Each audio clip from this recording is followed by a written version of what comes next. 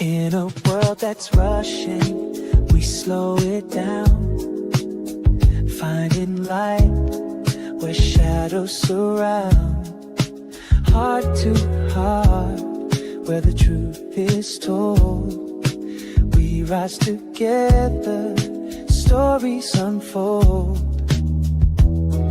The gold is within. If you don't go within, you go without. Every voice, every heart, it's what we're about. Together we rise, hand in hand, soul to soul. Warm, safe and loving, making each other. Hello, everyone. How is everyone doing? We are so excited to be here today. And go ahead. I am Coach Rochelle. I'm Coach Alisha Schwartz, and we are the mother-daughter dynamic duo. And we're so excited to be back with our series, Enlighten View. And today's topic is redefining self-worth across generations. That's a really good topic. Which we're going to dive into. Interesting. Yeah. Yeah. So you'll see the differences between my generation, which are the boomers, and mine, Gen X. Alicia's. Yeah. So what do you think about that, Roche? I think it's going to be good. I think it's going to be really good to hear from somebody that is older and then somebody that is basically your age. Yeah. And of course, we have a special, yes, we do. She's awesome. And we will talk with her. And so let's just dive in. You want to dive in? Yes, we're going to dive into the conversation, Roche. Okay. So again, redefining self-worth across your generation, right? Which is the boomer. Right. You know, what comes up when I think what I saw was, the word self-worth. So if you don't have yourself, you don't have the worth. And I really thought about that because my generation, and I'm not talking for everybody, obviously. Yeah. I'm coming from my own experiences and maybe people that I have grown with, where they came from. And it was, the self-worth was a struggle. Yeah. It really, because you didn't know who you were. And you married, at least from my circle of friends, and you were moms. And so you didn't have that sense of self. Because everyone, you were with somebody, you were taking care of him, your husband, right. Then you had kids, and that became your identity. Correct. And of course, coming from my background with my parents, and there was no self-worth there. So you take on all of that. But the greatest thing is, through all of that, I knew somewhere that I had to change. And so I had to first look and see, who are you? Because I had no self-worth. Yeah. And so, well, do you think your identity became your husband and your kids? Oh, it did. Yes. Yeah. And that was your external. External. It was all external. I was running on fumes. I didn't know. I mean, that's really the truth. So really getting to know my self-worth started when I was 30. Yeah. And I had no idea what I was doing. I just had a direction and I just kept on going. Yeah. But it's been quite interesting to see that when you don't have the self-worth, how you choose people outside your life that show you. And match you. They certainly match you. Absolutely. And not only that, I think the self-worth piece goes into every area, right? Oh, absolutely. Your finances. Oh, yeah. The people you work with, what you're willing to tolerate, what you're not willing to tolerate, right? Yeah. Because the more self-worth you have with you, right, the more integrity you have with you, correct, the more that you'll generate that in the outer world. And I think for me, if I remember correctly, my really came even before I started. It was external, but it started to give me a little bit more self-worth was when I started to work out. I started eating correctly, and that made me feel so good. Yeah. And I loved what I was doing. So that became part of my self-worth. Yeah. I think in also my generation, the Gen X generation, I think we were more independent. So we kind of had to get the self-worth piece quicker, because I know for me, I didn't have kids, and that I wasn't married.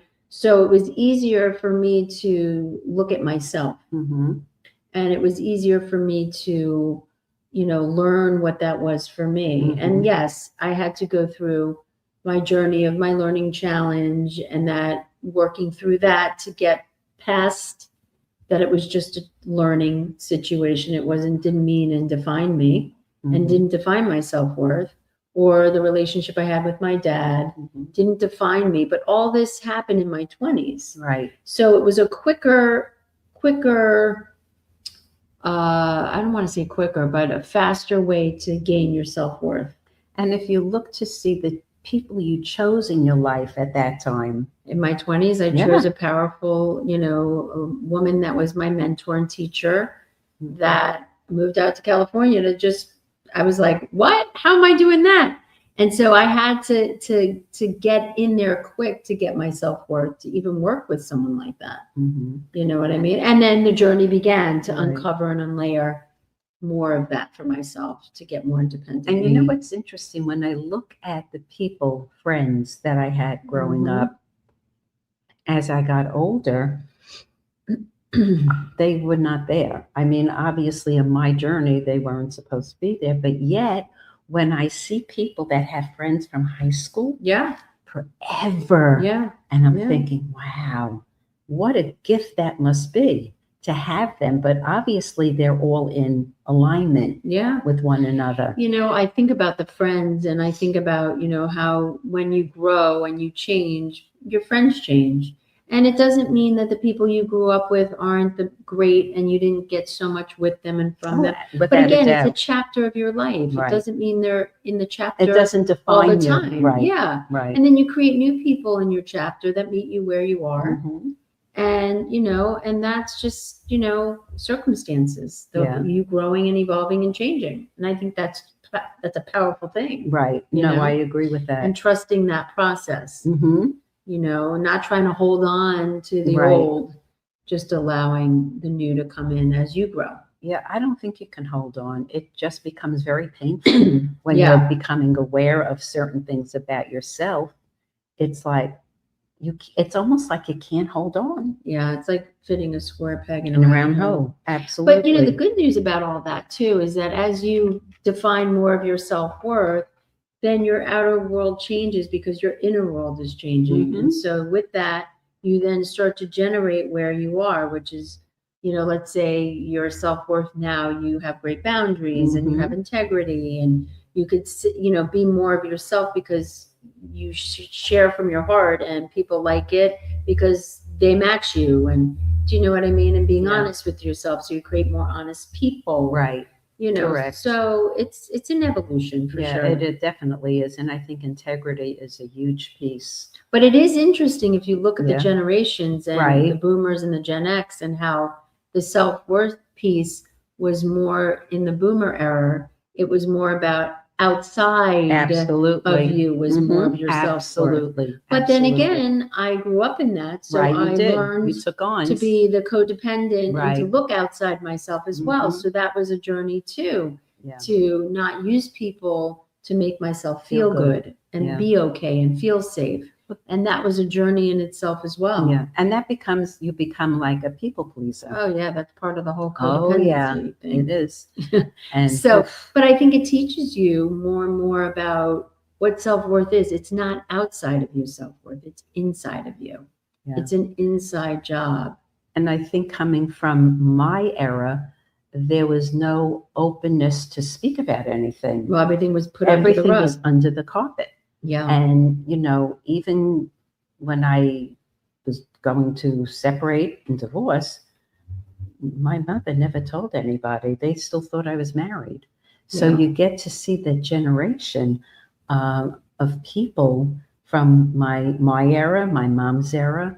And it's like, God, how did they didn't know any better? Because every time I think, how did they get through life?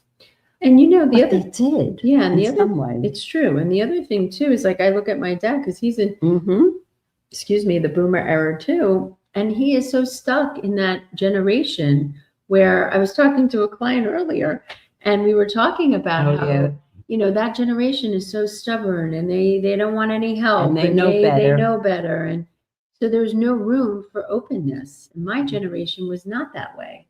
It was more open and more, you know, reflective and, you know, just more independent. Yeah. So I think this is going to be an amazing topic to continue with our amazing guest. So we will be right back with our commercial.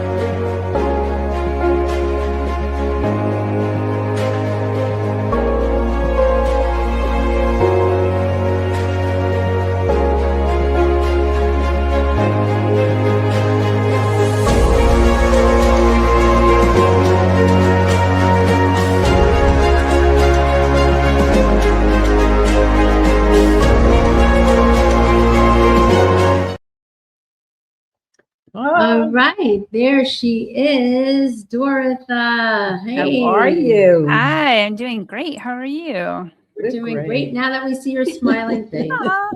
Likewise. Yeah, so you were listening to us and really kind of understanding more about the topic. What is it? What comes up for you around this topic around redefining self-worth across generations? Because you're a Gen X too. So. I am, yeah.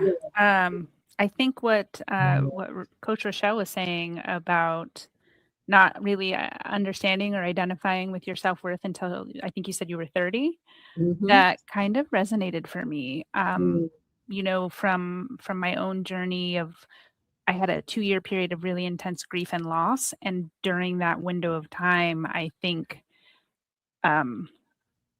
I got caught up in all the grief, of course. And one of the biggest takeaways that I came out on the other side with was, you know, grief isn't what defines me. You know, I lost 28 people during that 2-year period, and like mind boggling, right? And I have chills. Yeah. And so it started with my mom. And as I started going through all of the pieces that I ended up putting a book together on this topic. And it started because I thought, oh, I want to write a book about grieving the loss of a difficult relationship, because my mom and I had a very complicated relationship. And I thought, oh, I can't be the only one. So it'll be cathartic for me. And it'll be this thing that maybe can help someone else. Who knows? But for me, it was going to be my catharsis. And as this 2-year period unfolded and all of these other people continued dying, I was like, holy cow, like what is happening? And the book morphed into that one relationship, into grieving the loss of anyone. And really, it kind of also took on these pieces around, it could be business, it could be losing a business partner, it could be losing a huge client, it could be losing a pet, right? Like all of these different things. And the conversations that I had, some of the most powerful and just potent conversations. I had conversations with parents who lost children. And that was something I was not even acutely aware of, right? Because I was in my early 30s, I think, when I wrote the book. And I sat with that because I'm like, God, am I getting into a territory that I'm not qualified to have conversation? And, you know, at the end of the day, the conversation really came down to that grief. And for a period of time, it felt like that was the thing that defined me. And as I was writing the book, and when I came out of all of that, like I call it a fog, because, you know, you're really in the muck and mire of processing all of the feelings. And something that I identified in the process called compound grief, where you're grieving somebody and you're in the process and then someone else dies. And like, what does that do to the grief you're already having? And so it becomes like this grief lasagna, right? Like things baked in. And as I started kind of coming out of that and starting to understand, okay, that's not who I am. It's a part of my experience. It's a piece of the pie that makes up who Dortha is. And it's not the thing that I am. It's a piece of the thing who I am. So I think hearing you say that, Rochelle, really kind of struck a chord for me of, okay, yeah, like that really makes a lot of sense. And maybe it's kind of normal that women in particular, we just don't have that. I think men are sort of just born with it. They have it and they sort of, we have to find it along the way. And I think men are sort of born with it. Yeah. I could see that. Well, I think men are also very linear, and they're very practical in their thoughts, and they, they just, want to solve it. They want to solve it. Yeah. Women are more, and I'm saying there are men too that are very more so today. Yeah, more so today, in touch with that other side. Especially with our generation, I think beginning with our generation. Totally. Totally. Yeah. So we have. Go ahead. What were you going to say? No, I just think that the grieving period that you had to go through for 28 people, it's like, it boggles my mind. Boggles my mind. And how you came out of that. What was it when you came out of it? What did you get and learn about yourself? Well, I think one of the things that, wow, that brought it. Give me a second. Take a deep breath. That's good. Yeah. One of the things that I think it did was it brought up trauma from my past that I thought had been closed, right? And obviously the tears that I'm having right now. That, you still bump into these things and the wounds are healed, but they're still very much there and part of who we are. And I think one of the things that was just a constant for me through that whole period is that I'm incredibly strong, like way stronger than I realized. And I think one of the times that I really kind of came to that realization was actually before all of these people had passed away. We had a good friend that died a few years before. He was much too young to die. He died on a motorcycle accident. And everybody was in such deep grief that nobody felt they could write the obituary. So I was like, I'll do it, right? Like how hard could it be? There she is, Wonder Woman. Sure, I'll do it. So I sat down and I was like, oh my God, what am I doing? What am I getting myself into? And I wrote it in one pass and I sent it to one of the people who really knew him best. And I said, feedback, please. Any notes? I'm not at all, I'm very detached from this. I'm happy to take feedback and however I need to revise it. And he said, literally no notes, send it to the paper. And it was in that moment that I was like, okay, so shit can be blowing up. And I'm that calm, literally in the middle of the storm. And, there have been many other times where I've been in situations like we were in this, we called it Calmageddon. And without getting too far into a terrible story, there was a truck fire on the side of the freeway that my husband and I were the first to stop to help. And literally we saw animals die. And I was crying. Like it affected me really deeply because I'm very much connected to the earth. And I feel like if we're going to be, shepherds to our animals, that we should be good shepherds to our animals and, all the things. So it really broke my heart to see this happening. And yet again, I was that calm. Like I called 911 and I had this conversation with the person on the other end of the phone. Okay, this is where we are and this is what's happening. We were 40 minutes outside of Las Vegas. So for the fire department to even get there was a whole ordeal. Well, then we had finally able to get the cows out. We had to help corral them down the freeway so that they wouldn't run off and cause secondary accidents. Wow. My point in telling you that though is most people would not think that clearly, right? They would just, I think, be like, oh my God. And that. And for me, it's like, okay, what do we need to do? Just let me roll up my sleeves and I'm going to figure it out. And I think that is the common thread through all of the things that I look back and see, from the complex trauma side of my life. The thread that's common is me having that calm head and just being like, okay, what do we need to do? Even though on the inside, I'm freaking out. Yeah. And I also think because you had that trauma, it prepared you for what life was bringing you in front of you and all the things that are, the tapestry of our life. So, Yeah. I mean, how beautiful is that? Because you Mhm. had that, you were able to be that in those Yeah. situations, and the And- gift that is, And really. I think it comes back to self. Yeah. Yes. It comes Absolutely. right back to self. Mhm. Maybe not being aware Yeah. of that self part of you, Yeah, for sure. but that's the grounding part of who you are, is that Yeah. self, that it's like that anchor for you. And we were talking about the Taurus, you're also a Taurus, and Taurus Yes. is very grounded, and Yeah. that is one of the best Yeah. qualities. Yeah. One of them. One of many. Yeah, exactly. So Yeah. wow, that is Thank you for sharing Really? that. Really, Mhm. thank you.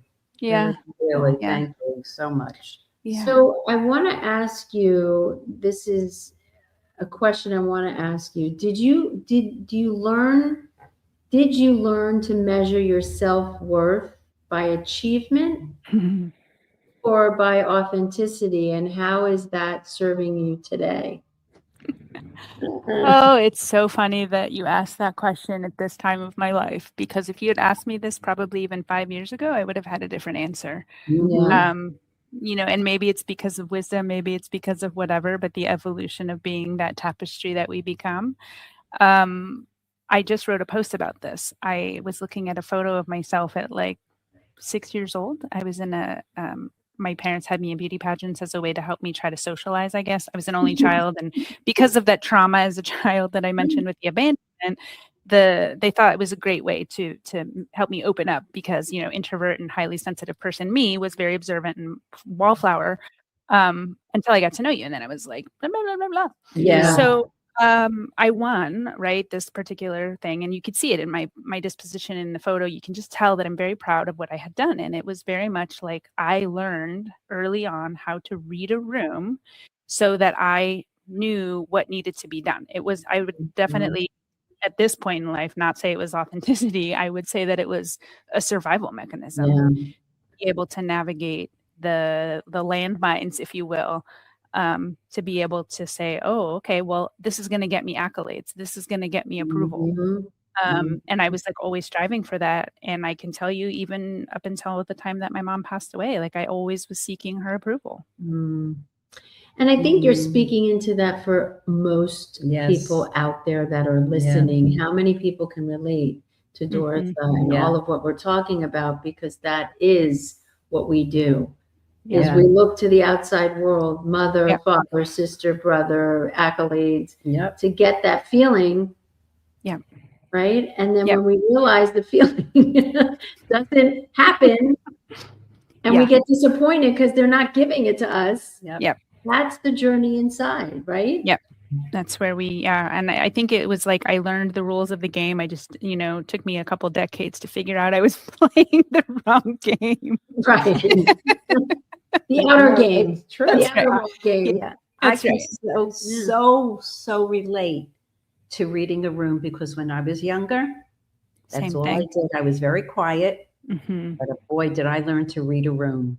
Yeah. Like I knew Yeah. where I can go and where I can't, and of course, it helped me in life. For sure. And it's funny, you're saying read the room.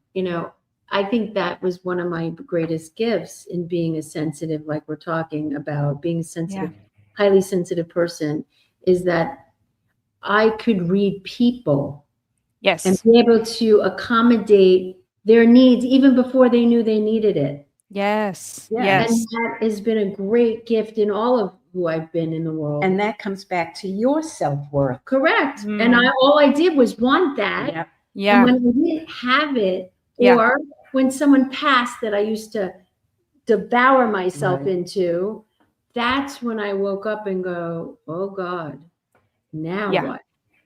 Now what do I Yeah. have to do to get that feeling? That's right. And I have to give it to me and find ways to give it to me. And it's a journey, It like is. we're saying, Yeah. it's a huge journey. So Yeah. no matter what generation you're in, it seems like there's a common thread here, Mhm. that whether you're a boomer or you're a Gen X or you're a millennial or you're any other Yeah. generation, Yep. the journey back to self it crosses the generation lines is what Yeah. I'm hearing from these Yeah. conversations today. 100%. I think it's Right? Yes. so interesting. I think to your point about reading energy, it's probably one of the most useful gifts, I think, that I look back on it from my childhood and think, oh, you know what? I actually am really grateful. It's a little scary sometimes because I get it. I don't like it sometimes, but there was one time when I was a kid that we were going to meet some people, and I don't want to give too much detail, but Yeah. the person, I could tell they were not a good person, and I absolutely started screaming and crying, and I told my parents I did not want this person to touch me. I wanted nothing to do with them. And thankfully, my parents did not force it. I know in past situations, like the Santa situation, they'll like force you to sit on Santa's lap. Yes. Thankfully, it wasn't like that. They did actually listen. But years later, I found out that person was actually inappropriately Mhm. involved with children and doing some other nefarious things. And I was like, I actually kind of knew that early on. And so I've never, ever quashed that. And I've never, ever like disagreed with, like that gut instinct about people or about energy situations. So yeah, I'm glad you said that. So interesting. And I can relate because I had the opposite experience. I had many, many, many experiences where it was the other person that wasn't appropriate, and I didn't listen. And then I listened later, and I should have listened earlier. Yeah. So right, because that other voice was like, "Well, you don't know," that doubt. It'll be fine. It'll be fine. It's that little angel and devil, right? Totally. But that's the part that has you learn and grow exactly. deeper. That didn't have the self-worth, and there's the part of you that did have the self-worth. Right. It's a seesaw. It definitely is. It's that light and dark, like we were talking Yes. about earlier with that shadow. And Yes. absolutely. It really is. Shadow is one of those things where, there's a gift in it for sure. Yeah. There's a gift in it for sure. As long as we don't get stuck in it, right? Like, I mean, I think that's sometimes the trap. If we go not too far, but if we get we can get caught up in it and get like down a spiral or a rabbit hole. And it's like, okay, when we look around and we don't recognize anything, we're like, oh, what's happening here? If we don't have the proper tools or guides, for example, to help us walk it back after we've done that work, right? We have that open wound and it doesn't heal. That becomes a very different kind of experience. So I think there's not to be like cautionary or whatever, but like I think that there's something to that as well. Yeah, there is. And I think that the deeper you heal the wound, the more you don't get stuck in it anymore, because you have the tools to work with or the people to work with to elevate that. So you're not stuck in it anymore. But I love what you're saying, because there are a lot of people out there that do get stuck in it and they don't know a way out. And there are ways, and there's so many ways. Yeah. Well, I think that maybe that is what attracted me to somatic work. The movement of trauma is, from our own learned experiences, right? We get into the things we get into. Yeah. And absolutely. I think that when you just said that, it's what opened up was like, oh yeah, like, you make friends and you attract people that you need in your life for that healing journey to happen. And sometimes you're at the right intersection of life for it to be open and received versus, oh God, like you have your hands up and you're like, I can't do this right now, or I'm not willing to do this right now. And again, I think that goes back to self-worth and self-acceptance maybe as well as part of that. God, yes, hand in hand. Self-acceptance, surrender. We're always, and I know for me, I'm always in looking at where else can I surrender today? Where else can I go today? Yeah.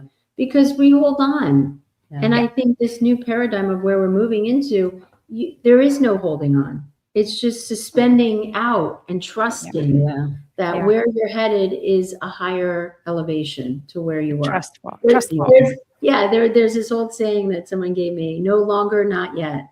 I'm no longer where I was, but I'm not quite there yet. But I'm moving towards it. Yeah. That's beautiful. I think this topic is like, we could talk forever. We could go on and on and on. That's why it's a series, and that's why we're excited to have you again, and to be so vulnerable. Yes. So we really thank you. We really do, honey. We really thank you so much that you opened up your heart, and it is, what you went through was very traumatic. Yeah. So thank you so much for sharing that, really. Yeah. And Thank you for holding the space. Yes. Well, yeah. thank you. And that we know that there are people that could be listening that are going through these things, and to know that there are people out there that can support you. Yeah. Reach out to a hotline, reach out to, a therapist, a coach, reach out. The whole thing is reach out, because you can get help. And make sure Yeah. those people, those professional people, have had that experience. Correct. That are trauma based. Yeah. Can Yeah. support Trauma you. informed, trauma based. Yeah, for sure. Yeah. For sure. And I love there's a visual that comes to mind as we were just talking about this, we lift as we climb or something like that. And it's like, it's a visual for me with nature and hiking and summiting mountains and all the things, but like always reaching that hand back to helping someone else up, right? It's that same mentality with this kind of work. It's making sure that somebody has walked the path that you have so that they are able to help you navigate what may come. Yeah. Correct. And like you said, hold the space, because, we both understand trauma. Yeah. Yeah. We both understand it. And so again, thank you. Bless you for sharing your heart and your soul. Thank you so much, really. And we just love you, really. We do, from our heart. We really do. Big family. Yay, we're a family. So Taurus family.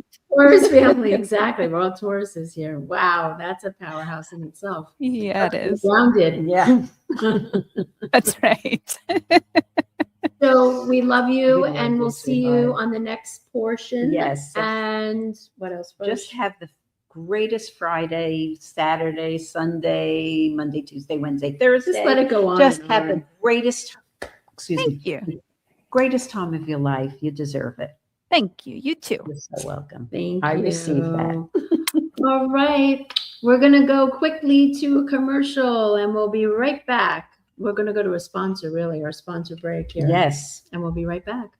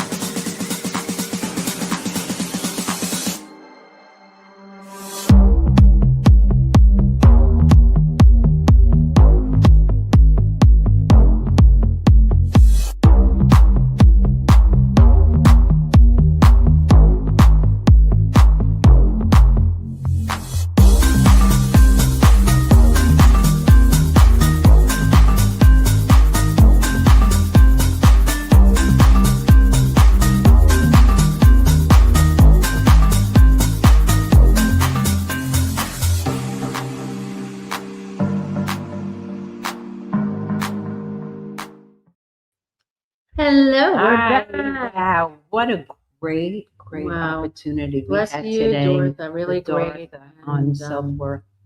yeah, and that's how deep it can go. Yep. So You know? what would be an action that people can do, do you think? So there you So can do many. too. So one of the things that pops up is always mirroring work. I say it all the time, but It's mirroring powerful. in the mirror, put your hand on your chest and you Wonderful. mirror to yourself, I am worthy of love today. I am worthy of my own self-worth. Look in your eyes and feel it. Really get it. I am worthy. Alisha Schwartz, I am worthy. Rochelle Schwartz, you are so worthy of everything. And then do that mirror work. Another thing you could do is journal about how you want to feel. What would it look like? What would it feel like to be in your own self-worth? I would be wearing, flowy clothes. I would be in California by the ocean, walking with my partner. Him and I would be caressing and holding each other while my dog Chloe is beside me. I mean, really get into what it would feel like to have that worthiness within yourself. So that's the action for today. I love it. Love it. Love it. So we will be back. And Until see you. then. Mwah.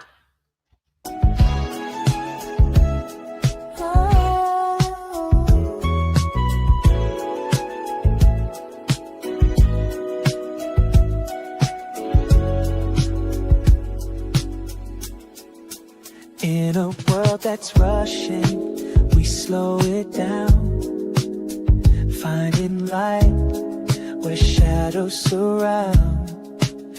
Heart to heart, where the truth is told.